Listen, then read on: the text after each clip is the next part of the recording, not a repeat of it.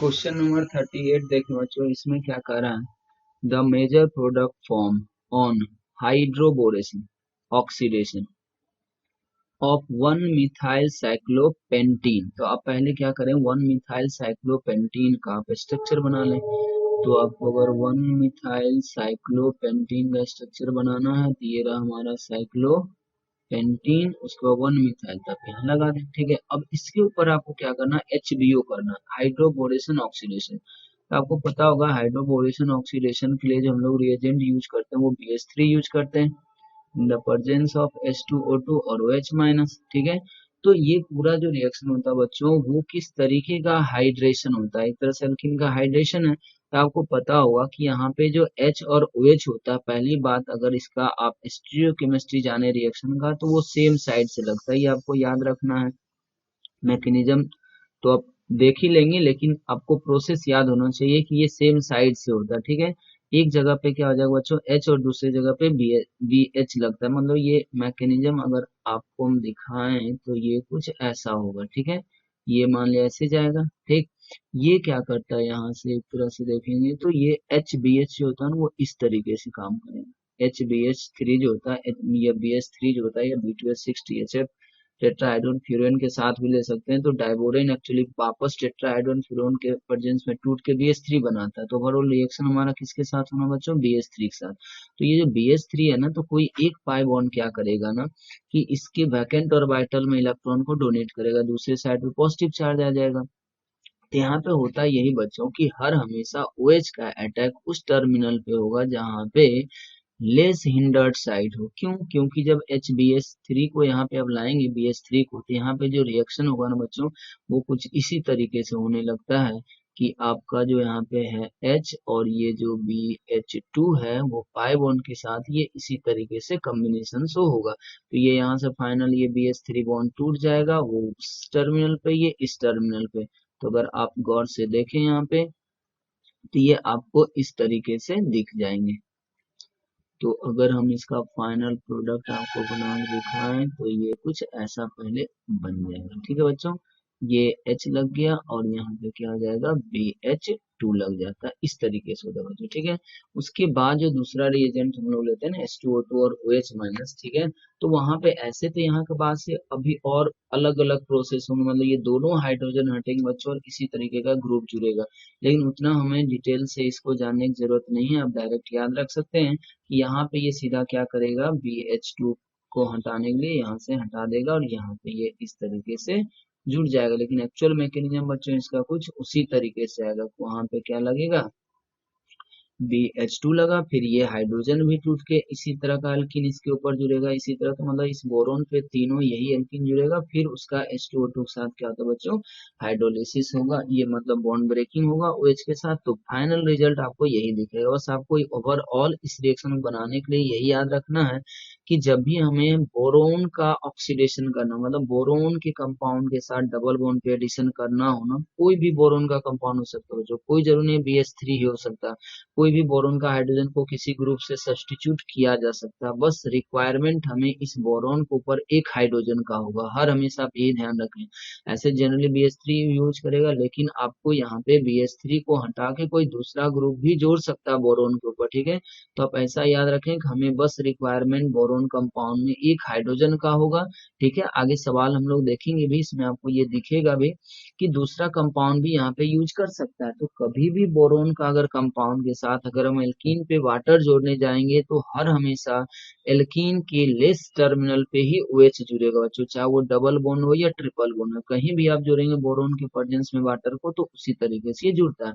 तो फिलहाल आपको ओवरऑल आंसर यही याद रखना है कि दोनों जो जुड़ेंगे H और OH हर हमेशा सेम साइड से जुड़ेंगे। दूसरी बात कि OH हर हमेशा लेस हिंड्रेड साइड पे होना चाहिए। तो अगर आप इस तरीके से अगर यहाँ देखें तो ऑक्सीडेशन बोरेशन का इतना ही कंसेप्ट होता है। तो आप यहाँ पे देखें, पहले तो ये कार्बन पे कभी भी हमारा OH नहीं चलना चाहिए, इस कार्बन पे OH कभी भी नहीं होना चाहिए। तो इसमें देखिए नहीं दिया।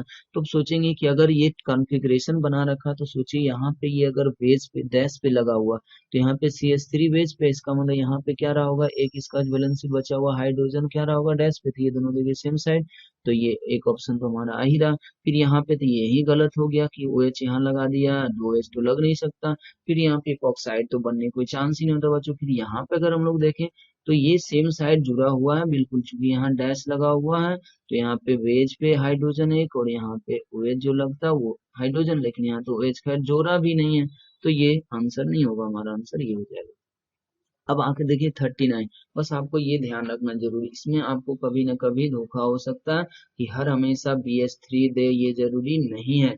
इसलिए कंसेप्ट आप यही याद रखें कि बोरोन का कंपाउंड कभी भी दिया हुआ हो, बस जरूरी होगा कि उसके ऊपर एक H होना चाहिए, बाकी H हो ना हो कोई फर्क नहीं पड़ता, उस पर कोई भी बड़ा सा ग्रुप लगा के दे सकता है आपको। और अगर उसमें H2O2 या OH दे रखा मतलब समझ जाए कि अल्कीन हो या अल्काइन, उसके ऊपर वाटर को ऐड होगा। और ऐड करने का जो तरीका हमको बताया जा रहा कि हर हमेशा लेस इनलेट साइड पे OH को जोड़ना, मोर इनलेट साइड पे H को जोड़ना, जो बोरोन का एक H होता है, बाकी रिजल्ट आपको मिल जाएगा। अब आते हैं हम लोग 39 में। 39 क्वेश्चन में क्या कर रहा है बच्चों, इसमें कहता है कि कंपाउंड है, इसके ऊपर हम लोग ब्रोमिनेशन करा रहे हैं, कंपाउंड बी आ रहा है, ठीक है, तो मान लीजिए कंपाउंड को ए हम लोग मान लेते हैं, ठीक है। अब कहता है which gives C with alcoholic OH, इसका मतलब सीधा सा बात है बच्चों कि ये कोई ना कोई अल्काइल हैलाइड रहा होगा, ये कोई ना कोई अल्काइल हैलाइड रहा होगा। और ये अल्काइल हैलाइड ही क्यों होगा, चूंकि ब्रोमिनेशन करने के बाद बन रहा है, और आप याद करें ब्रोमिनेशन करने के बाद बनने वाला, इसका मतलब ये पक्का कोई ना कोई क्या रहा होगा, अल्केन रहा होगा, तभी ऐसा हो सकता है, ताकि हम लोग अल्केन पे ब्रोमिनेशन कराएं और ये अल्का हेलाइड बने, फिर उसका एलिमिनेशन करें, फिर से वो क्या बन जाए, डबल बोन एल्कीन बन जाए।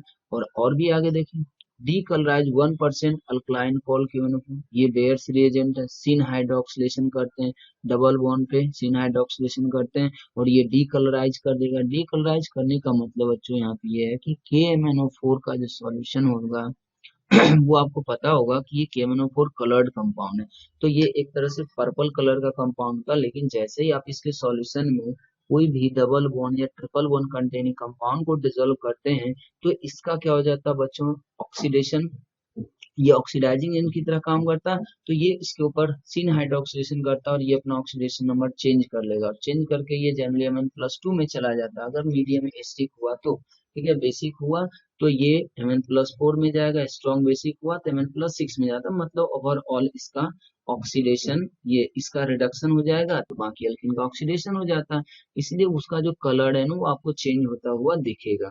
तो ये बेयर्स रीजेंट यही काम करता है, तो इससे ये भी पता चल रहा है हमारा कि वो एल्कीन बना होगा।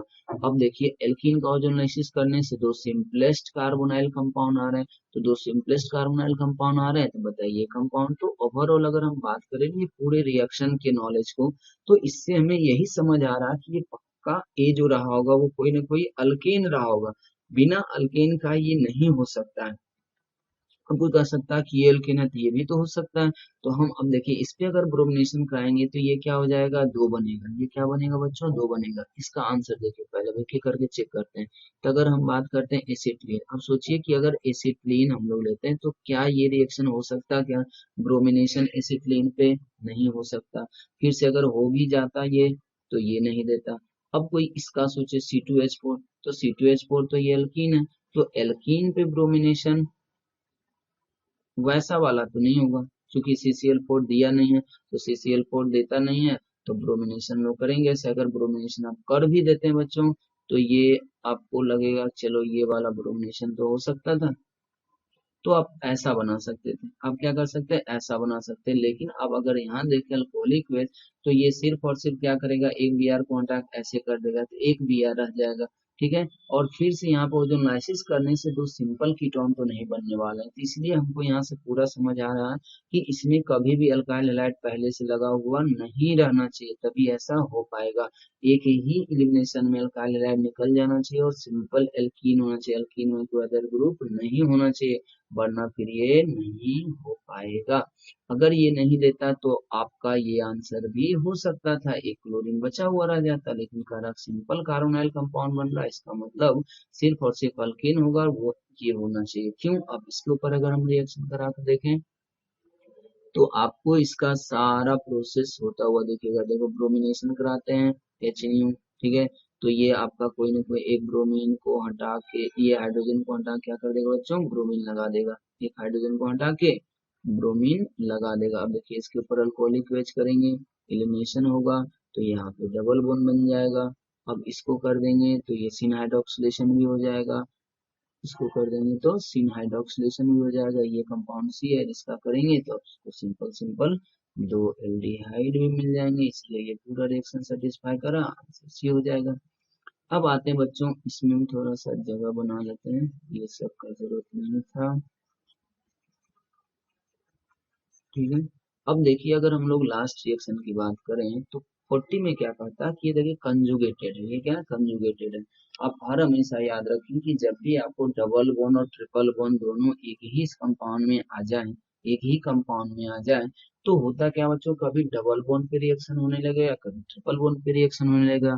तो एक चीज आप ध्यान रखें कि जब भी ये दोनों कंजुगेशन में, जब भी ये दोनों कंजुगेशन में, अगर आप इंडिविजुअली देखें ना, तो ये जो है ना sp कार्बन होता है, मतलब ये ट्रिपल बॉन्ड है, ज्यादा इलेक्ट्रोनेगेटिव है, ये डबल बॉन्ड है, ये लेस इलेक्ट्रोनेगेटिव है, ठीक है।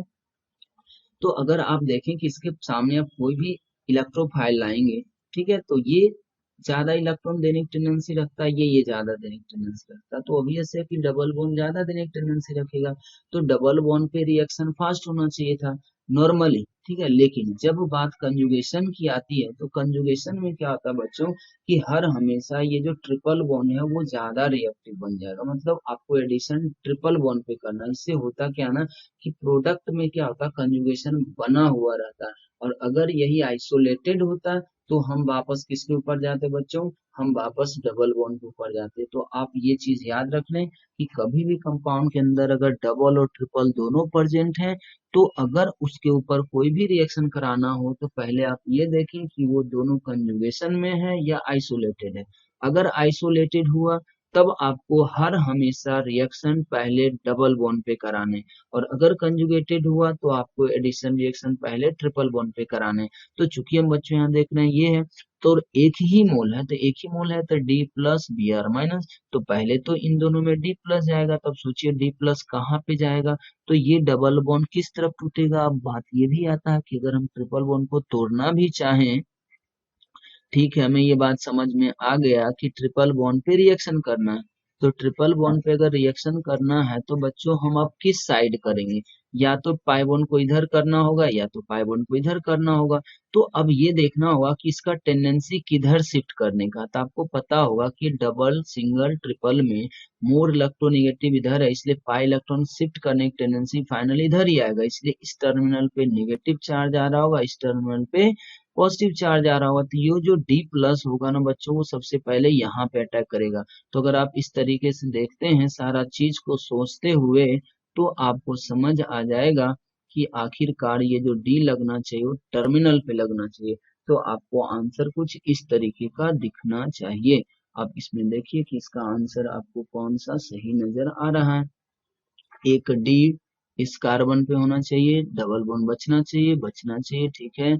और यहाँ पे प्लस आ जाएगा, तो प्लस आएगा तो बी आर माइनस अटैक होना चाहिए, इसका मतलब आंसर ये ए हमारा सही आंसर है, ठीक है बच्चों। तो इस तरीके से हम लोग इसको कर सकते थे।